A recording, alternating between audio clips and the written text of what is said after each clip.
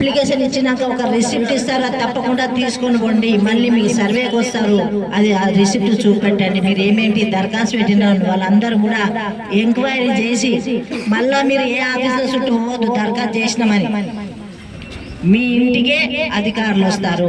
మీ ఇంటి ముందుకు వచ్చి కూర్చొని మరి మీ సమస్యలను మరి తెలుసుకొని మీకు ఇల్లు లేదా, కరెంటు కావాలా, లేకపోతే మీకు 2500 కావాలా, దేనికి పెన్షన్ కోసం పెట్టలేదా అనేది విషయాలు తెలుసుకొని దానికి నిజంగా అర్హులై ఉంటే, నేను మొన్న ఎలక్షన్ ప్రచారంలో సిద్ధాపూర్ కాలనీలో వెళ్తే 2 కాళ్ళు లేవు కానీ పెన్షన్ రాదు. అది గత ప్రభుత్వం చేసిన గొప్పలు చెప్పుకోవడం కాదు, కానీ కళ్ళతో మేము చూసిన నేను ఏడ్చేసిన. ఎందుకంటే 2 కాళ్ళు లేవు ఆ పిల్లలకి, తల్లి ఏమో కూలి చేసుకుని. అలాంటి వాళ్ళకి మరి ఈరోజు కాంగ్రెస్ పార్టీ గెలిపించి మరి ఈరోజు అధికారం ఇచ్చింది కాబట్టి మీ అందరికి కూడా అలాంటి సమస్యలు ఇక ఉండబోవు.